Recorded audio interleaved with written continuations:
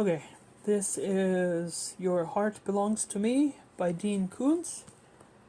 And this is chapter 4. Let me find it here. Give me a second. I just had it and I lost it. These chapters are really small. So I'm going to see if I can try and add as many chapters as I can. See if I can go from 4 to 20 here. Each chapter is only about a page or two, so I'm going to see how far I can get. So, Chapter 4. The alarm clock feature on the TV had been set for 7 in the morning. The volume remained low, and Ryan woke slowly to the murmuring voices, to music scored for drama. The glow from the screen did not fully relieve the darkness. As the value of light changed in a scene, and as figures moved, phantoms throbbed and flickered through the bedroom. Ryan lay on the floor in the fetal position, facing the screen. William Holden, many years from Sunset Boulevard, was in an intense conversation with a lovely young woman. In 34 years, Ryan had experienced only 2 hangovers, but he seemed to be suffering a third. Headache, eyes crushed shut, vision blurry, dry, sour mouth. Initially, he could not recall the events of the previous evening, or remember what possessed him to go to sleep on the floor. Curiously, the mystery of the circumstances intrigued him less than the events on the television. The older man, the younger woman, worried talk of war. The once sharp edges of his mind was worn, his thoughts a shapeless stream of quicksilver. Even when his vision cleared, he couldn't follow the movie or grasp the character relationships. Yet he felt compelled to watch, haunted by the feeling that he had awakened to the movie, not by accident, but by the design of fate, here to be deciphered from a warning about his future that he must understand if he were to save himself. This extraordinary conviction grew until he was impelled to rise to his feet. He moved closer to the large TV. As the fine hairs prickled on the nape of his neck, his heart quickened. The thudding in his breast knocked into memory the much more furious pounding to which he had awakened in the night, and abruptly he recalled every detail of the terrifying seizure. He turned away from the TV, switched on a lamp. He stared at his trembling hands, closed them into fists, opened them once more, half expecting some degree of paralysis, but finding none. In his bathroom, black granite, gold onyx, and stainless steel was reflected in a wilderness of mirrors. An infinite line of Ryan Perrys faced him, all of them gray and haggard and grim with dread. As never before, he was aware of the skull beneath the skin, much curved and plain and hollow of bone, the perpetual death's head grin concealed behind every expression that his face assumed. Shaved, showered, and dressed, Ryan found his estate manager, Lee Ting, in the garage. This large subterranean space provided 18 parking stalls. The ceiling was 10 feet high, to accommodate delivery trucks, and if you should ever want one, a motor home. Golden ceramic tile, a kind used in mobile show homes, paved the floor. Glossy white tile covered the walls. The bright work on the Woody and other classic vehicles sparkled in the beams of pin spots. Ryan had always before thought the garage was beautiful, even elegant. Now the cold tile reminded him of a mausoleum. In the corner workshop, Lee Ting was polishing a custom-made license plate frame for one of the cars. He was a small man, but strong. He appeared to be cast, but bronzed, not yet patinate, and prominent veins swelled in his hands. At 50, his life was defined by parenthood denied, his hope of family thwarted. Kay Ting, twice conceived, but a subsequent uterine infection left her sterile. Their first child had been a daughter. At the age of 2, she had died of influenza. The second, a son, was also gone. The sight of certain young children elicited from them the most tender smiles, even as their eyes glistened with the memory of loss. When the power buffer clicked off, Ryan said, "Lee, do you have a staff meeting this morning or appointments with anyone?" Surprised, Lee turned. His face brightened. His chin lifted, and a cheerful expectation came into him, as though nothing pleased him more than the opportunity to be good service. Ryan suspected this was in fact the case. All the strivings and the particular satisfactions of raising a family, denied to Lee, were now expressed in his job. Putting aside the license plate frame, Lee said, "Good morning, Mr. Perry. I have nothing scheduled that Kay can't cover for me. What do you need?" "I was hoping you'd drive me to the doctor's appointment." To a doctor's appointment. Concern diminished the arc of Lee's smile. "Is something wrong, sir?" "Nothing much. I just feel off. A little nauseous. I'd prefer not to drive myself." Most men of Ryan's wealth employed a chauffeur. He loved cars too much to delegate his driving. Lee Ting clearly knew this need for a driver was proof of more than mild nausea. He had once snared a key from the key safe and went from Ryan to the Mercedes S600. A tenderness in Lee's manner and a wounded expression in his eyes suggested that he regarded his boss as more than an employer. He was, after all, just old enough to have been Ryan's father. The 12-cylinder Mercedes seemed to float on a cushion of air, and a little rose reached them. Although the sedan rode like a dream, Ryan knew that it carried him toward a nightmare. Chapter 5. Ryan's internist had a concierge practice limited to 300 patients. He guaranteed an appointment within 1 day of a request, but he saw Ryan only 3 hours after receiving his call. From an examination room on the 14th floor, Ryan could see Newport Harbor, the Pacific Ocean, distant ships bound for unknown shores. His doctor, Forrest Stafford, had already examined him, and a med tech had administered an electrocardiogram. Then Ryan had gone down to the medical imaging company on the 3rd floor, where they had conducted an echocardiogram. At the 14th floor window, he waited now for Dr. Stafford to return with an interpretation of the tests. An armada of large white clouds sailed slowly north, but their shadows were iron black upon the sea, pressing the surf flat. The door opened behind Ryan, feeling as weightless as a cloud, and half afraid that in an angled light he would cast no shadow. He turned away from the window. Forrest Stafford's powerful square body was in contrast to the rectangular countenance, in which his features were elongated, as if affected by a face-specific gravity that had not distorted the rest of him. Because he was a sensitive man, the deforming force at work for years might have been the pain of his patients. Leaning against the counter that contained the hand sink, the physician said, "I imagine you want me to cut to the chase." Ryan made no move to the chair, but stood with his back to the window and to the sea that he loved. "You know me, Forey. It wasn't a heart attack. Nothing that simple," Ryan guessed. "Your heart is hypertrophic, enlarged." Ryan at once argued his case. If Forey was a judge who, properly persuaded, could declare him healthy. "But I've always kept fit, eaten right. A vitamin B deficiency can sometimes be involved, but in your case I doubt this related to diet or exercise." "Then what?" "Could be a congenital condition, only now expressing itself, or excessive alcohol consumption. But that's not you." The rooms had not suddenly gone cold, nor had the temperature plunged in the day beyond the window. Nevertheless, a set of chills rose at the back of Ryan's neck and broke along the shoals of his spine. The physician counted off possible causes. Scarring of the echocardiogram. Oh my, I don't know what this word. Amyloidosis? Poisoning? Abnormal cell metabolism?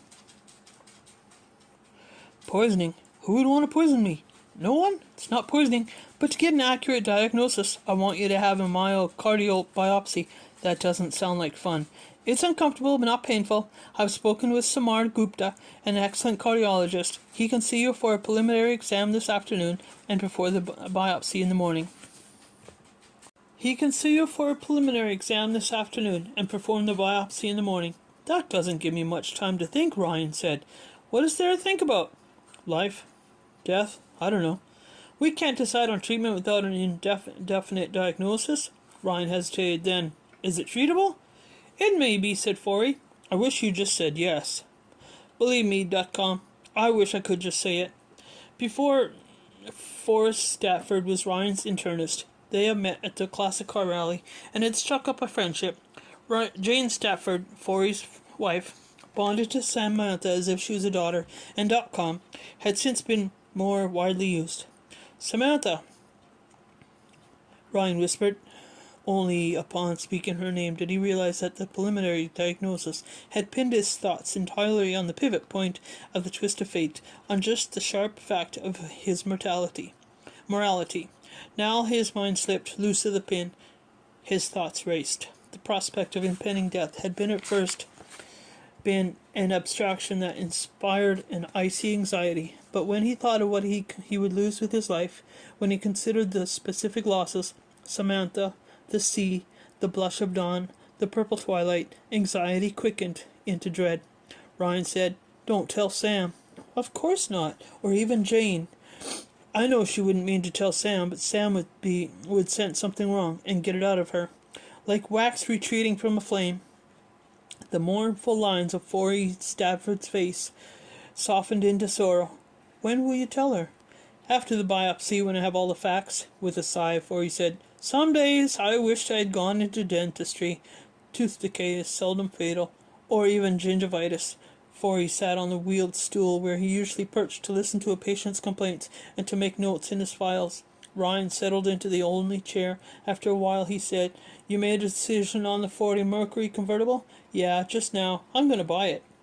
"Edelbrock tube carb manifold, that right?" "Yeah, you should hear it." "What's it stand on?" Ryan asked. 1960 Imperials, 15-inch. "Chopped?" 4 inches. "That must be a cool windshield profile." "Very cool," Forey confirmed.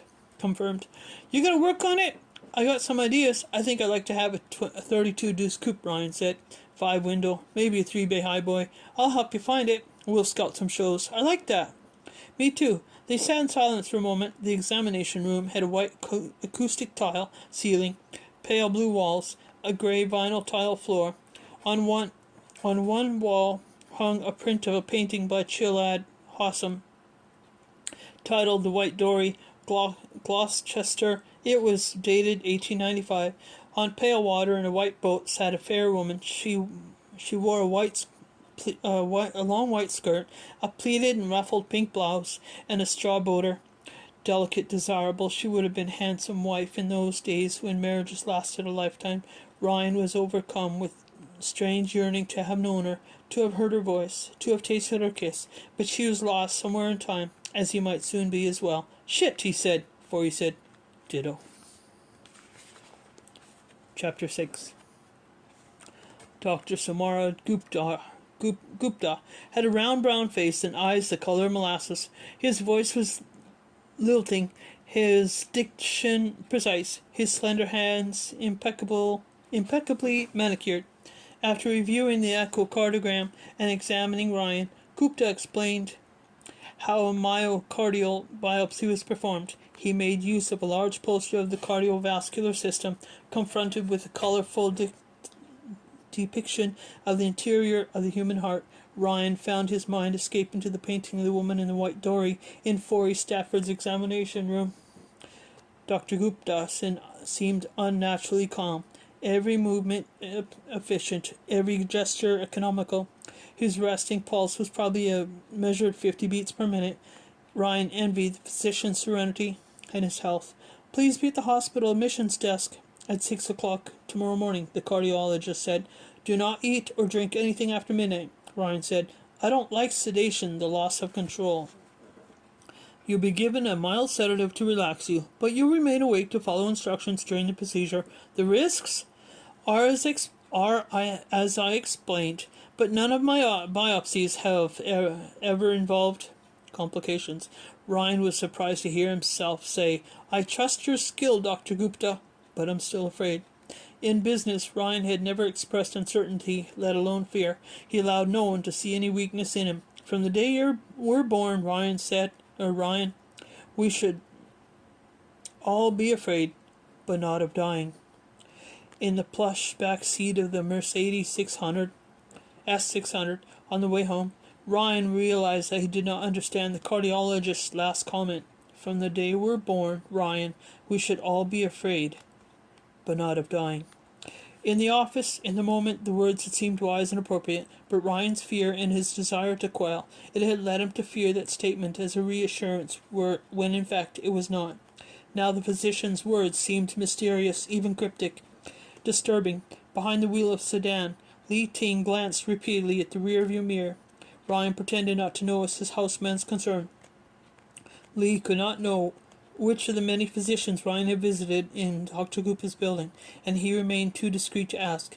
Yet he was an acutely perceptive man who sensed his employer's solemnity. In the west, the phoenix palms and the rooftops were gilded with sunlight. The attenuated shadows of those trees and buildings, of lampposts and pedestrians, reached eastward as if the entire coast yearned for nightfall. On those rare occasions when Lee previously served as chauffeur, he had driven sedately, as if he were decades older than his years, and part of some royal procession. This time he exceeded speed limits with the rest of the traffic and crossed intersections on the yellow light. He seemed to know that his employer needed the comfort at home. Refuge. Chapter 7. En route from Dr. Gupta's office, Ryan called Kay Ting and placed an order for dinner that would require her to go to his favorite restaurant to get takeout. Later, using the elevator, the Tings brought a dining service cart to the third-floor sitting room that was part of the master suite. They put up the leaves to expand the cart into a table and smoothed out the white tablecloth. Presented for Ryan's pleasure was 3 dishes of homemade ice cream, dark chocolate, black cherry, and limoncello, each nestled in a larger bowl of cracked ice. There was also servings of flourless chocolate cake, a lemon tart, a peanut butter tart, strawberries in sour cream with a pot of brown sugar, a selection of exotic cookies, and bottles of root beer in an ice bucket. Because Ryan allowed himself dessert only once or twice a week, the Tings were curious about his uncharacteristic indulgence. He pretended to be celebrating the conclusion of a particularly rewarding business deal, but he knew they did not believe him. The arrayed sweets suggested the last meal of a condemned man who, though 34, had never finished growing up. Eating alone, sitting at the wheeled table, Ryan sampled a series of old movies on the big screen plasma TV. He sought comedies, but none of them struck him as funny. Calories no longer mattered, or cholesterol. At least first, this indulgence without guilt was so novel that he enjoyed himself. Soon, however, the adolescent smorgasbord grew cloying. Too rich.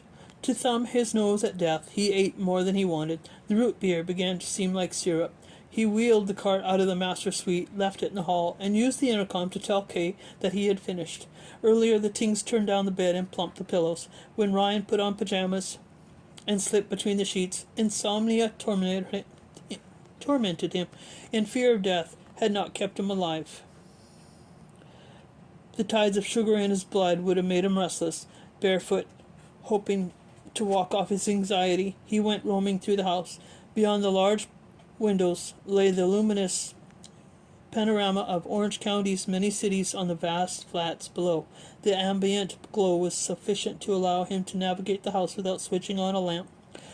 Shortly before midnight, lights in a back hall led him to the large butcher's pantry, where china and glassware were stored in mahogany cabinets. He heard voices in the adjacent kitchen. Although additional members of the household staff were at work during the day, the Tings were the only live-ins. Yet Ryan could not at once identify the speakers as Lee and Kay, because they conversed quietly, almost whispering. Usually the Tings would be in bed at this hour. Their workday began at 8 o'clock in the morning. Although throughout his life Ryan had not once been troubled by superstition, he was now overcome by a sense of the uncanny. He felt suddenly that his house hid secrets, that within those rooms were realms unknown, and that for his well-being he must learn that all that was being concealed from him. Putting his left ear to the crack between the jamb and the swinging door, he strained to hear what was being said. The spacious kitchen had been designed to function for caterers when large parties required the preparation of elaborate buffets. The low voices softly reverberated off the extensive granite countertops and off the many glass stainless steel appliances. Risking discovery, he eased the door open an inch.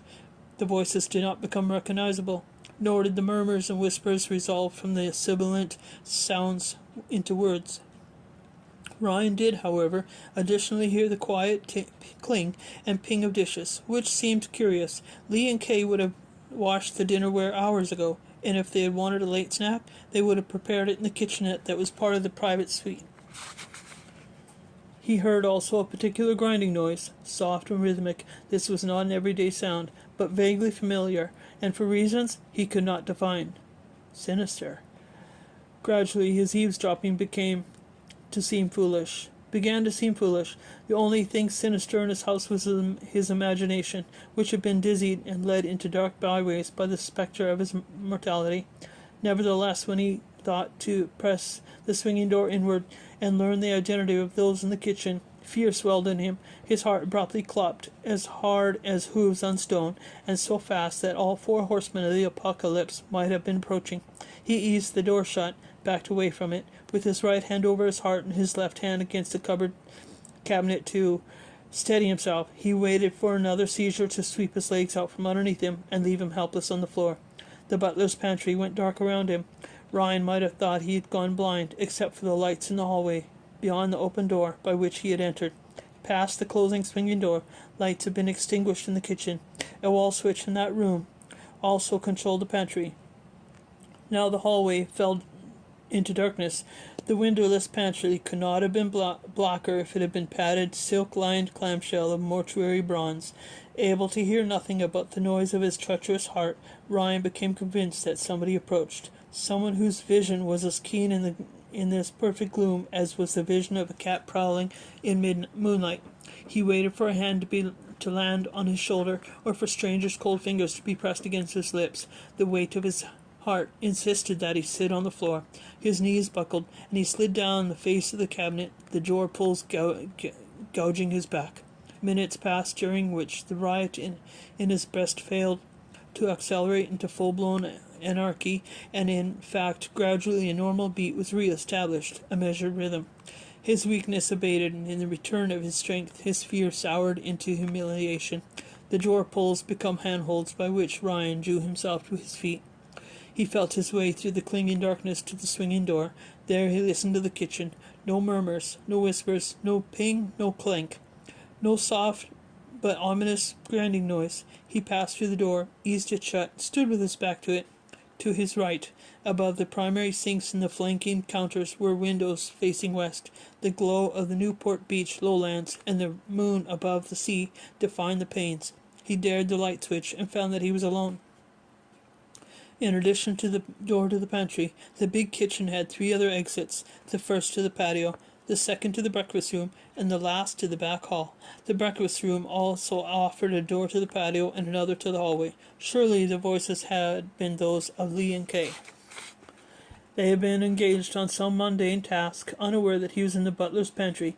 But was Ryan supposedly asleep in his bedroom 1 floor above and at the farther end of the big house? Why had the Tings been whispering? At each end of the kitchen, as other points throughout the house, Christian panels were embedded into the wall.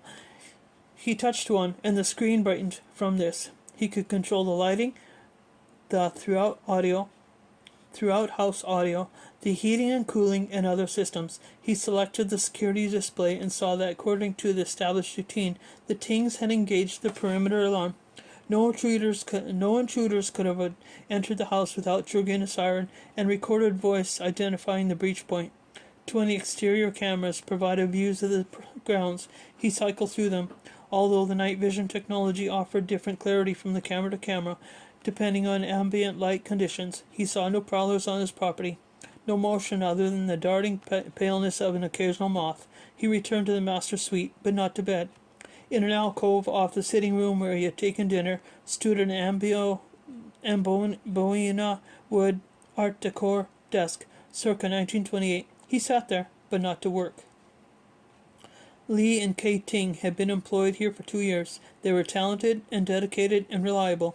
Their backgrounds had been thoroughly investigated by Wilson Mott, a former homicide detective, now a security consultant, to whom Ryan turned for all matters that were not directly related to his company, B2D.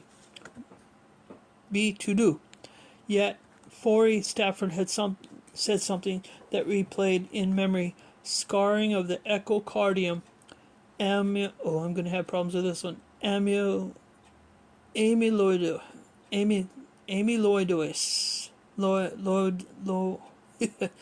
Amyloidosis.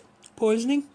With every repetition, Forey's remembered voice seemed to place an ominous emphasis on the word poisoning, even though he had not considered it a possibility in Ryan's case. For a man who had been healthy all his life, not just healthy but vigorous, sudden serious heart disease seemed to require an explanation beyond the genetic disposition or the malfunctioning of his body.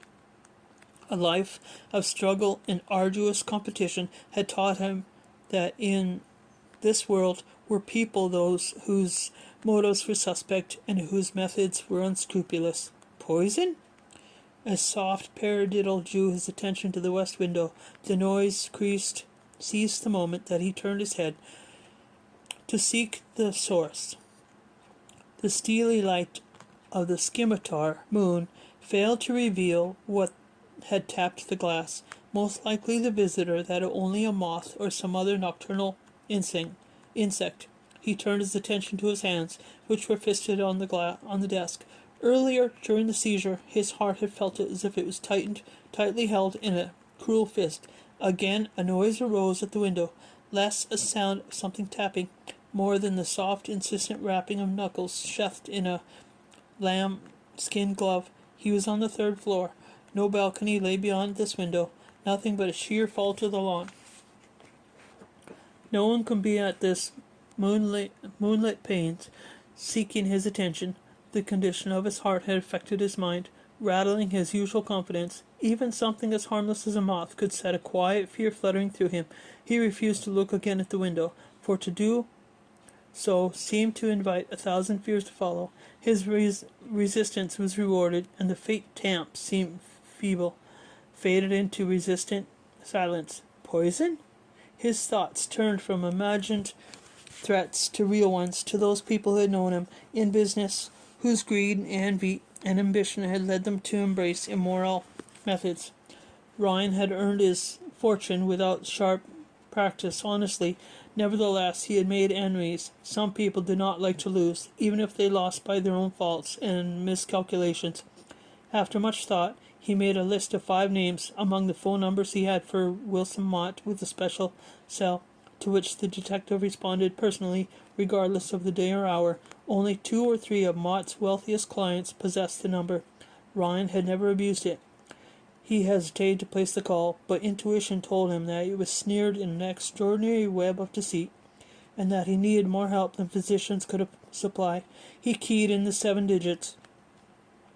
When Mott answered, sounding as crisp and alert as he did at any reasonable hour of the day, Ryan identified himself, but neither mentioned the 5 names on his list, nor suggested further background research on the things, as he intended. Instead, he said something that so surprised him, he rendered himself speechless after the first sentence that he spoke. I want you to find a woman named Rebecca Reach. End of chapter 7.